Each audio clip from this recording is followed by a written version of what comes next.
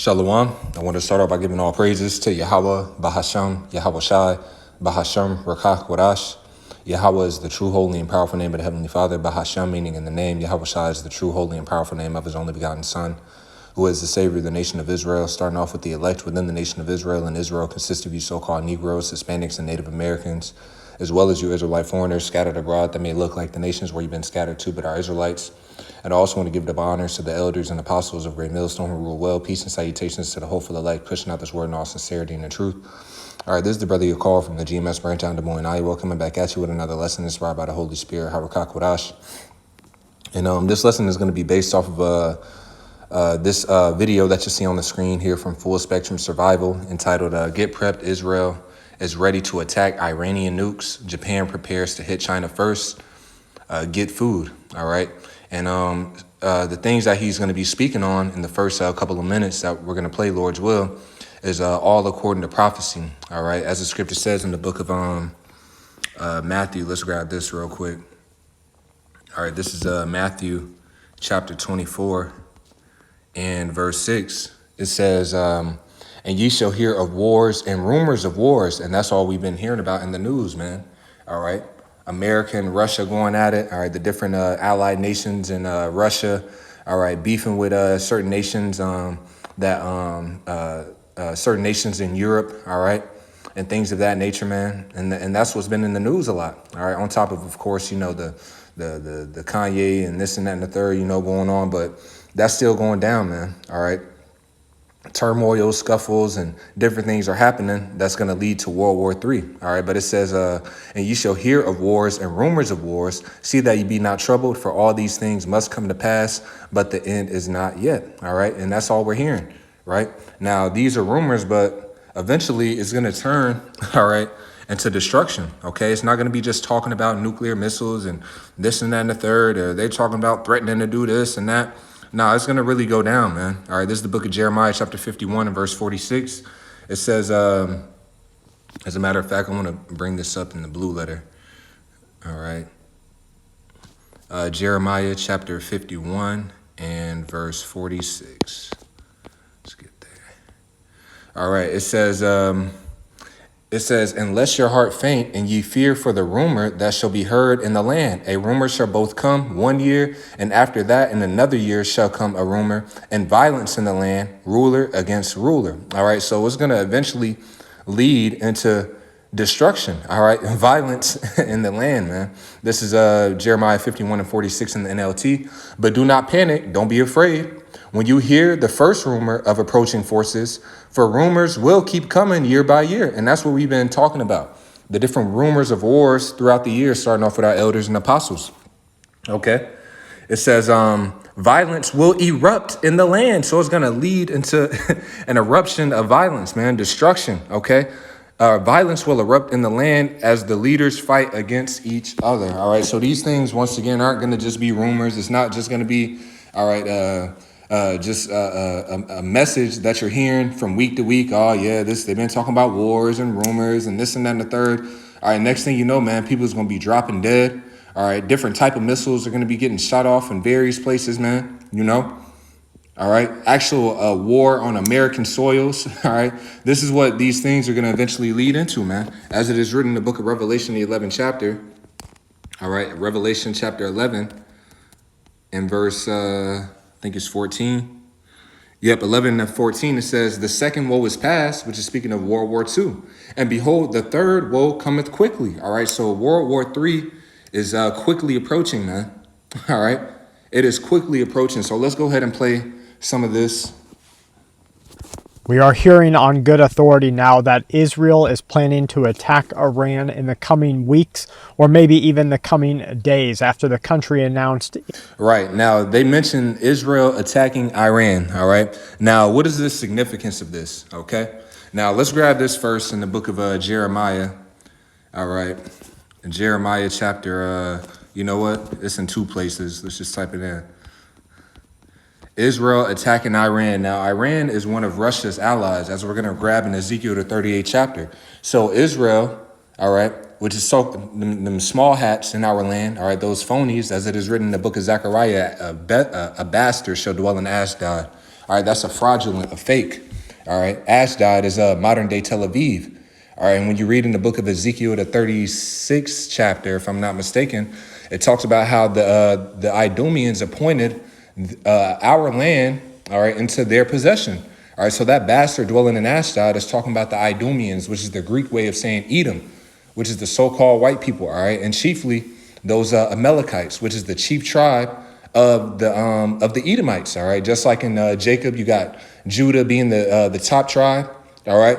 Well, the top tribe of Esau is the Amalekites, and they're the ones that are ruling, all right, the world, man. Okay, that's who the earth has been given to them, pursuant to Job 9:24. The nation of Edom starting off with their head tribe being those Amalekites, right? Now, this is the book of Jeremiah, chapter 49. And as a matter of fact, I'm going to read 50 and 45. It's the exact same verse, but I'm going to read both of them, all right?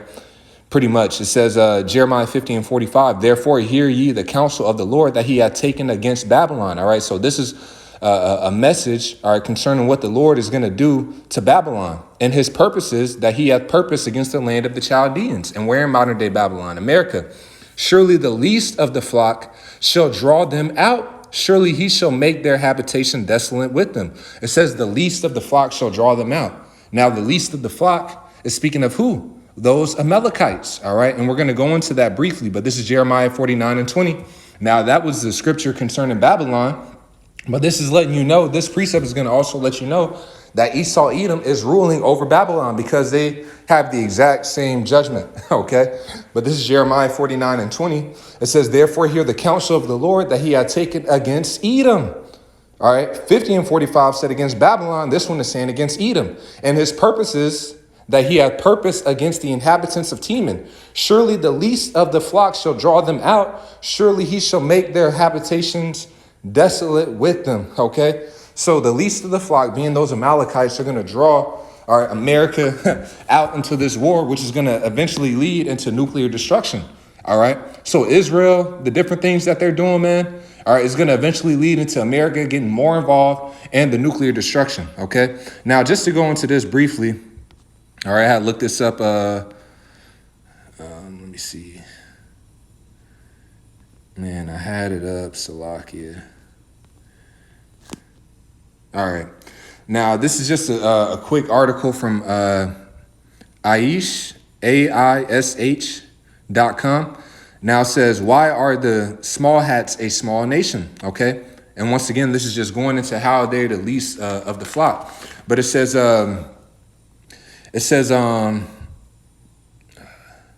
it is remarkable how Israel plays such a central and important role in world affairs. All right. And why is that? Because they're the ones that are actually ruling the world, man. Okay. They're the ones that are in power, which is showing you that what? They are not the true people. Okay. Because the true people, as it is written in the book of Zephaniah, the 3rd chapter, the Lord will leave in the midst of thee an afflicted and poor people.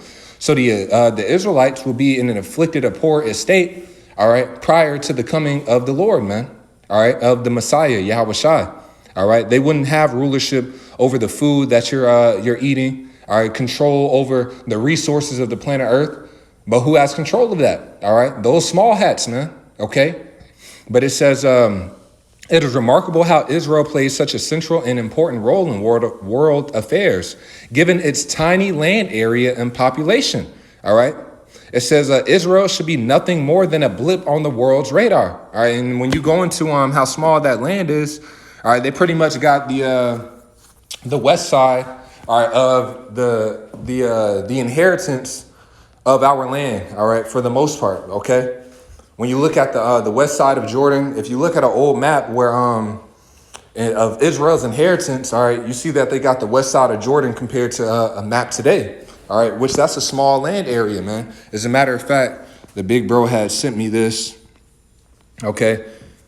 All right, now this is from a Facebook this is from a Facebook post. Lovers of Israel. It says, interesting fact. How big is Israel? Some people don't realize how small Israel really is. It is only about 200 miles long and 50 miles wide. It's possible to drive all over Israel in a day. Right. So here it is, this small nation of people that are in that land, they have rulership over the earth. Okay. All right. But yet this is why they're considered the least of the flock. It says, It says, in your drive, you would see deserts, snow-peaked mountains, fertile farmland, lush rivers, valleys, beautiful beaches, rivers, and waterfalls. But most of all, you'd see the land of the Bible. That's pretty much it, all right? But just a comparison, it says, back to the size of Israel, here's a comparison to other places in the world. In the United States, Israel is a bit smaller than the state of New Jersey, all right? So this small nation, all right, has all that power, okay, over the earth, man, all right? This small nation has all that power, and that's the cut to them because the scriptures talk about how the nation of Israel, all right, would be what? As the sand of the sea. Okay? So let's go back to this. All right. It says, it is remarkable how Israel plays such a central and important role in the world affairs, given its tiny land area and population. Israel should be nothing more than a blip on the world's radar, yet it dominates attention everywhere, sometimes positively and sometimes such as at the United Nations negatively. Either way, its impact is completely disproportionate to its size. All right, so I just want to go into that briefly, okay, just to show you that what those small hats, they're the ones that are the least of the flock, all right, and they have the influence to draw America out, all right, and these different nations out into war, man, all right, into World War III. All right, I think it was a Rothschild, okay? I believe it was a Rothschild. One of them had said that if my sons wanted a war, there will be war, all right? Showing you that what? They're in control, all right? They've got the power, pursuant to Job 9:24, the power that the Lord has given them for a small season, man, okay? Because their time is up, all right? So let's go to this in the book of Ezekiel, all right? Ezekiel, the 38th chapter, just to show you how them, okay, making threats towards Iran, all right, is going to lead into bringing Russia, all right, more involved into this war. This is Ezekiel 38:1. And the word of the Lord Yahweh came unto me, saying, Son of man, set thy face against Gog in the land of Magog, and the chief prince of Meshech and Tubal, and prophesy against him. And who's dwelling in that land, all right? Who's dwelling in that land? It's the Russians, man. All right. That's Gog and Magog. All right. It says, and say, thus saith the Lord Yahweh power, behold, I am against thee, O Gog, the chief prince of Meshech and Tubal, and I will turn thee back and put hooks into thy jaws, and will bring thee forth in all thine army and horses and horsemen, all of them clothed with all sorts of armor, even a great company with bucklers and shields, all of them handling swords. And that's what you've seen happen. Okay. You've seen Russia. All right. Being awakened, all right, that bear being awakened, okay, after World War II, all right, they kind of settled down, but what they're being put back in that USSR spirit, all right, getting those other nations allied together that were a part of the USSR, all right, to come against America, man, all right, that's the Lord putting those hooks into his jaws and drawing them back, drawing them into this war. It says, verse 5, Persia, Ethiopia, and Libya with them, all of them with the shield and helmet. All right, but it says Persia, okay? And who's the Persians, man? It's talking about Iran. All right, now I think it's around, I might be mistaken on the exact date, but Iran was still known as Persia up until 1958, all right, when they changed their name to Persia. Okay, changed their name to Iran. All right, so this is speaking about those same people, right? But let's keep reading. It says, Gomer and all his bands and the house of Togarmah, of the north quarters and all his bands and many people with thee. All right, those different areas near Turkey and so on and so forth, right? But it says, verse 7, be thou prepared and prepare for thyself, thou and all thy company that are assembled unto thee, and be thou a guard unto them. So according to the Holy Scriptures, Russia will be a guard unto his allies, right? So if Israel is talking about doing certain things to Iran, with Russia being a guard unto them, they're going to have to come in and defend somehow, all right, and get involved somehow, okay? All right, plain and simple, man. So this is all going according to biblical prophecy, man. And you even see Russia being a guard unto those various allies by sending them different nuclear defense systems, different nations, all right, that they're allied with, man. That's a part of them being a guard unto those nations as well, man. But this is all going according to biblical prophecy, all right? So let's go back into this clip. We'll start it from the beginning. We are hearing on good authority now that Israel is planning to attack Iran in the coming weeks or maybe even the coming days after the country announced internationally that researchers working together with Russia and with China have developed a hypersonic missile system that they say is capable of penetrating all known defense systems. Now keep that in mind. All right. They're saying that Russia and China's hypersonic missiles are able to penetrate all missile defense systems, man. Meaning that what? They're saying that those missiles are unstoppable, which is according to prophecy. And we're going to grab it after we play some more of this, all right? Systems include those of Israel and the United States of America. This information was distributed to international media directly from General Amiri Hajizadeh, the commander of the Iranian Revolutionary Guard's aerospace unit, less than 24 hours ago, saying that the hypersonic missiles, like their traditional counterparts, can deliver nuclear weapons. They warn that they can fly more than 5 times the speed of sound. They are completely untouchable, Iran says, by Israeli and American anti-missile capabilities. Open source intelligence information shows that the United States, together with Israel, are moving assets into place. They're doing this. Right. So you see it there. All right. The alliance. It says the United States and Israel are moving assets together. Okay. So Israel talking about they're going to attack. Well, they're allied with America. All right. So America's getting involved in this, man. Okay. Let's keep going. To send a message to Iran that will either incapacitate its missile production capabilities or its launching systems, or at least render them useless into the foreseeable future. What we may be looking at here, one intelligence source is quoted as saying, is that Israel may have finally found its red lines crossed by Iran with the admission of this technology, and rather than handling the offensive using normal chains of operations, Israel is now waiting for the signal to strike, either with or without the United States of America. Right. Reiterating the point, all right, that the least of the flock shall draw them out. Okay. So they're talking about they'll attack either with or without America's consent, right? And then America is still going to get involved, all right? Whatever they decide to do, whatever goes down, all right? They're going to be right there, okay, to retaliate, man. Okay? Anything happens to Israel, all right, anything goes down with that, America's going to be right there, and then Russia's going to be right there, man. The fact of the matter is, the source continued, that America cannot afford to fight as many fronts as it is, seeing itself managing what it is looking at here in the near future. America cannot fight China, Russia, North Korea, and Iran in the military theater while fighting a rising Eastern financial domination in the Eastern sector. According to the Iranian command, this hypersonic ballistic missile was developed to counter air defense shields. This is a quote on Iran's Fars news agency. It will be able to reach all the systems of anti-missile defense. That's according to the general, adding that he believes it would take decades before a system capable of shooting down this missile is produced by Israel or by the USA.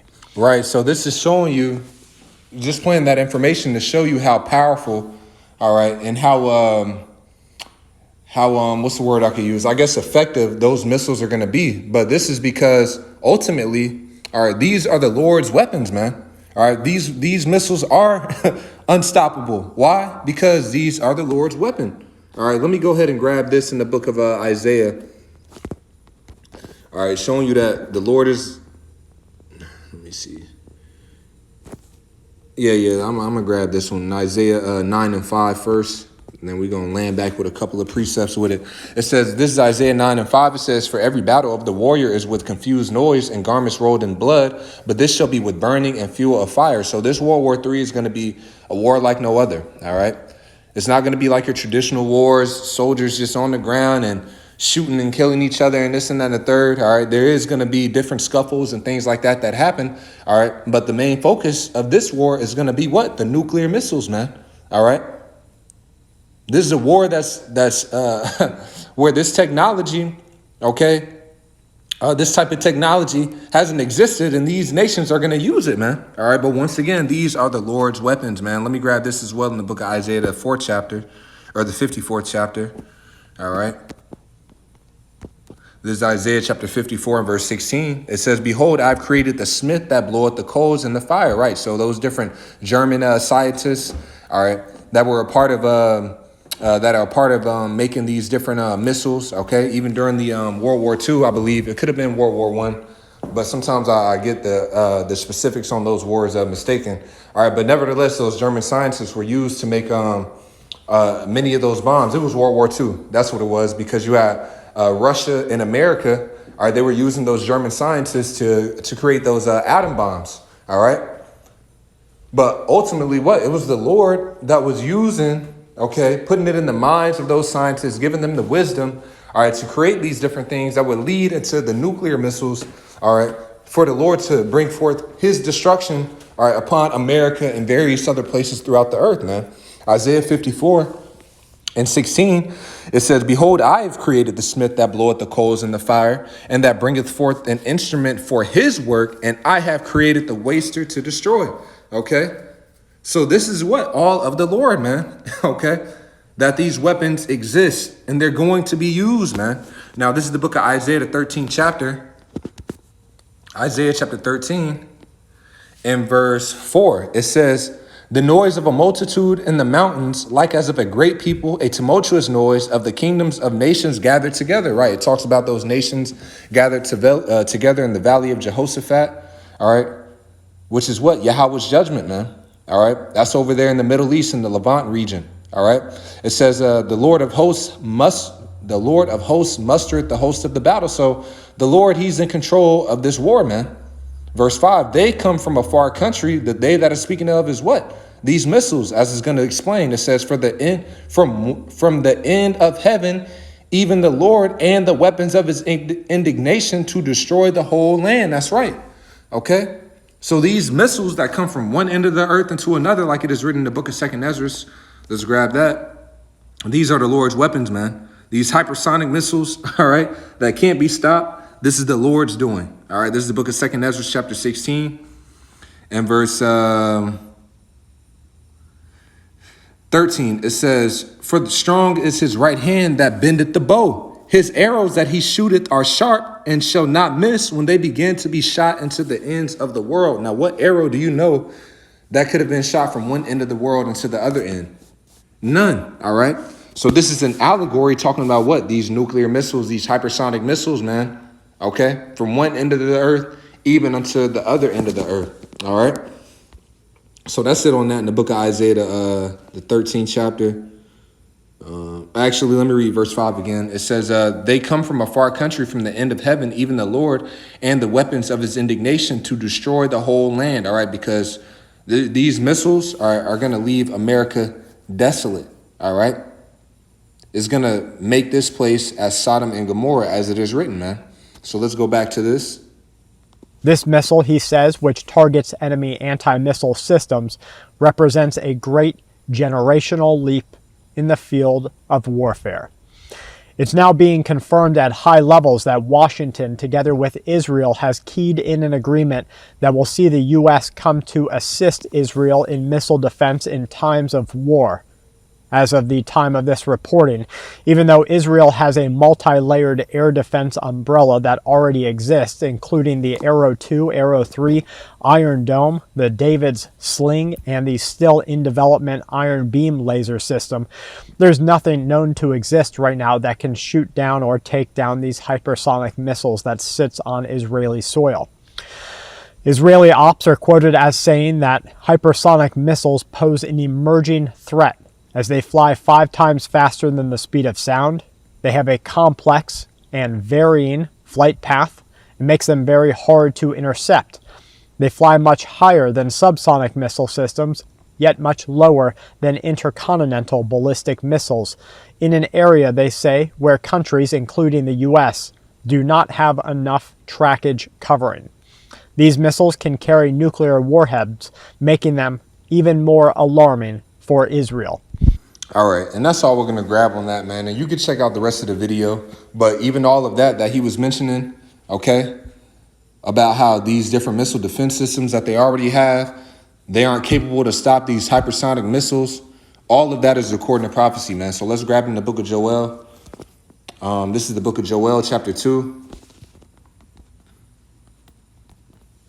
Joel 2, and we'll start at verse 3. It says, a fire, I'll just start at 1. Blow ye the trumpet in Zion, and sound an alarm in my holy mountain. Let all the inhabitants of the land tremble, for the day of the Lord cometh, for it is nigh at hand. A day of darkness and of gloominess, a day of clouds and thick darkness.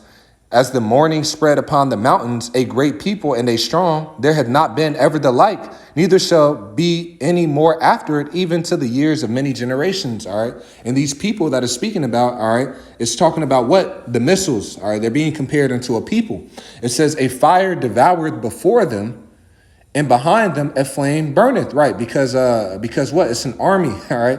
These missiles are like an army coming through, man. Okay, just going back to it being compared to a people. But verse 3 says, a fire devoureth before them, and behind them a flame burneth. The land is as the garden of Eden before them, and behind them a desolate wilderness, yea, and nothing shall escape them. Right. So when these missiles, all right, are shot off and detonated over America, okay, it's gonna leave this place desolate, man. All right, behind them a desolate wilderness. Right. It says, verse 4, the appearance of them is as the appearance of horses, and as horsemen, so shall they run. And it's the same way that John described them in the book of Revelation as well, man. All right, let me go ahead and grab that Revelation. I forget which chapter it is. It actually might be 11. Revelation 11. Nope. Horseman. All right, this is Revelation chapter 9 and verse 16. It says, and the number of the army of the horsemen were 200,000, and I heard the number of them. All right, so it says 200,000, man, which is what? 2 million, all right?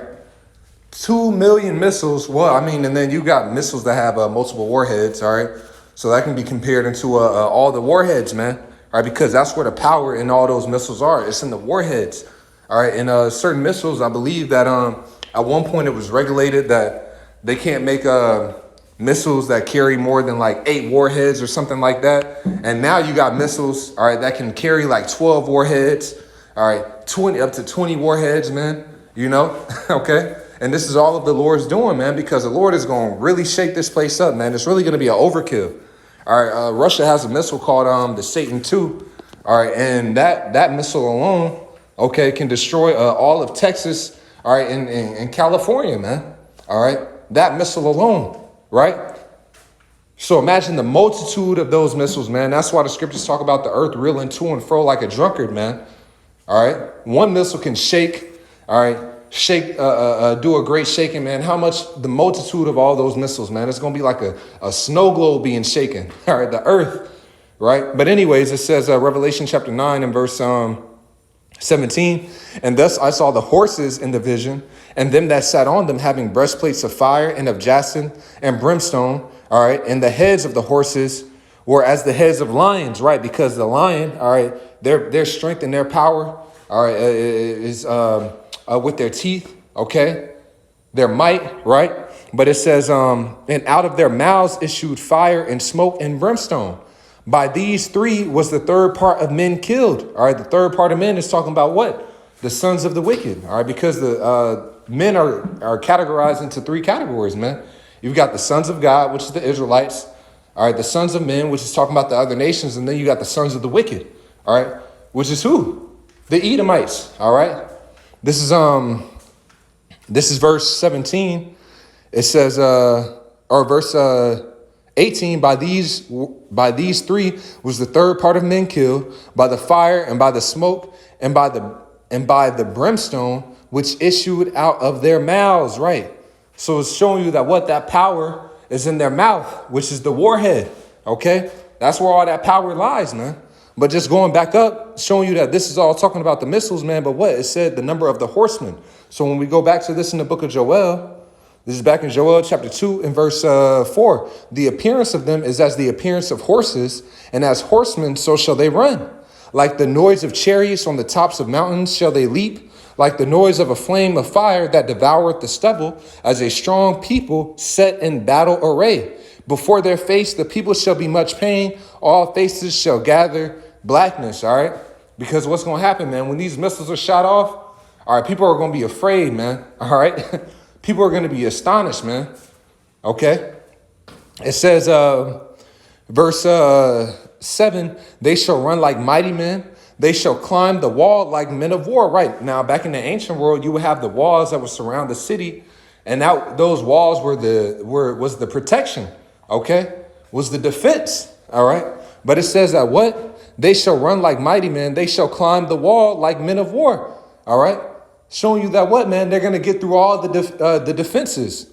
It says, and they shall march every one on his ways, and they shall not break their ranks.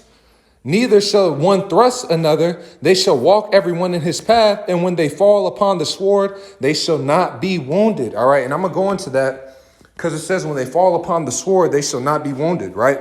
Now, they also have a couple of commands. This is a video on how does a missile defense system work. All right. Let's go ahead and play some of it.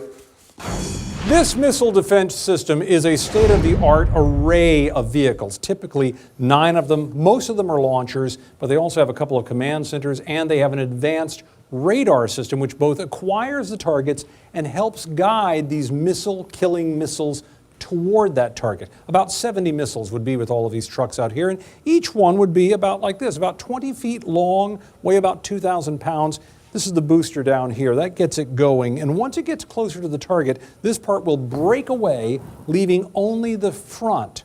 Up here, you have some advanced electronics and infrared system that will unshroud in flight so it can seek out the target very specifically, and a control system that helps guide it in. Collectively, all of this is called the kill vehicle. And the range on it, not too bad. Across the ground, it can go about 125 miles away and about 16 miles high. Now, does it explode when it gets there? No, not at all. What it does is simply intercept and ram into the target. Look at this video from the military. Bear in mind, when this thing takes off and it's meeting up with an incoming missile, a threat out there, the incoming missile may very well be traveling close to 4,000 miles an hour. So when they hit, that's the result.